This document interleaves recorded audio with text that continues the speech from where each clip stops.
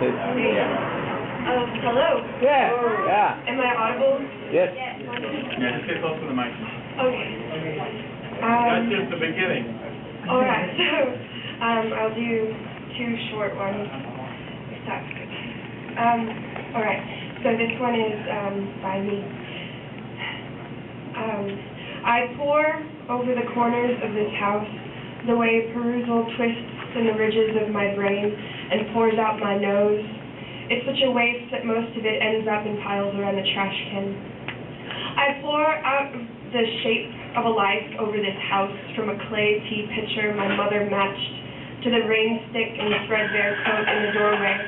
But Adobe is markedly not porous, and I'm not sure her life gelled well either. I squeeze myself through the pores of this house like a mouse through a tunnel chopped out with my teeth, make them round enough to line a smile when I see the sun pouring wine over the meadow and I dissolve with the place into leaning marrow. The end. Yeah. Yeah.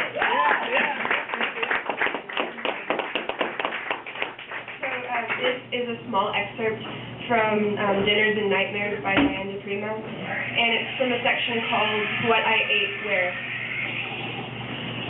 The first I remember to tell of was the food on East 5th Street. All kinds of food on East 5th Street, but the kind I'm remembering now to tell of, we called menstrual pudding. It wasn't so bad, really. It was merely potatoes and tomato sauce, and that's all, no spices even, and no meat. But to pretend there was meat and that we were eating stew, we put the tomato sauce. The potatoes were just potatoes, which are okay if you like potatoes. Some people I notice are crazy about potatoes. I'm not and never was. I can't say menstrual pudding turned me against them. I just plain never liked them to start with. Not even mashed, not home fries, not even baked Idaho with butter. How come we called it that was this cat Jack who was staying there at the time? He had that kind of mind. I mean, he called things like menstrual pudding. We ate it for 3 or 4 days, as I remember. I was just going to say for breakfast, lunch, and supper, but that wouldn't be true because we just gave up on those 3, on breakfast, lunch, and supper, I mean, and ate when we couldn't help it. And after a while, the potatoes got mushier and mushier, and finally the whole thing was only mush. We added water, too, at the end, if I remember.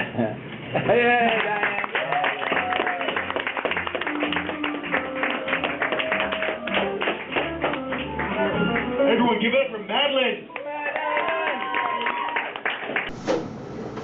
You heard it before, coming up, closing out this magical, wonderful evening we have, Madeleine.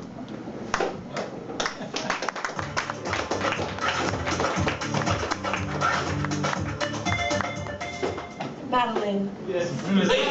Thank you. We have Madeleine. Alright, so very happy to be performing for the loyalty of the late night stragglers. Alright, so I'm from San Marcos, and on a good stay closer. Alright, on a good day you'll see you know, all of the hippies go down to the river, and you know, they all look like they're really trying hard to figure something out, and they're all looking in the water and everything. And so about a month ago, the river overflowed, and it turned this horrible red color, and it looked like Exodus, and so everybody was really confused and cold and homeless. So anyway, this is a poem about that. All right. River, ruddy, copper, shying back like a match held up to a newspaper. I curl from the sight, a shrinking fixture on the bank. They advised us to reduce our intake of prickly pear spring water, carving stone against stone. Something burst. Someone will take care of it, and get us back in the meantime, and gasp at the clay-colored churning.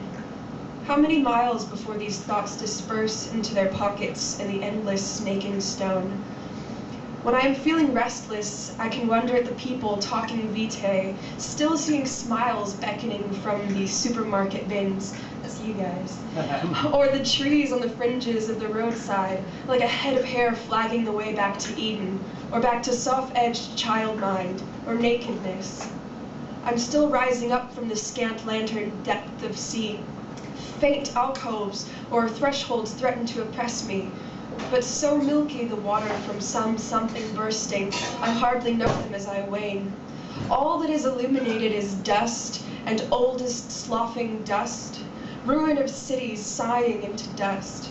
But all is shocked and billows up, and knows its end must lay in a pocket somewhere where sunlight strikes the surface of the water.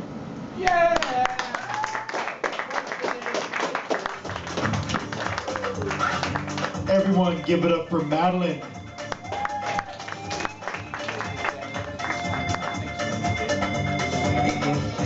I'm used to this side, I'm sorry. No, he's ninjing out. He just nudged it out. Ninja! Woo! Sorry. See what you started, Tom? See, it's so long ago. And we say that because like this Tom Moon, he'd come in here and blah blah blah and make his big noise and everything. And then it was like after a while I was like, where did Tom go? He'd be gone. And no one would see him leave. It basically. And so we decided he would leave like a ninja. You know, so slip out. But of course he started wearing yellow every day, and so like you can't miss him.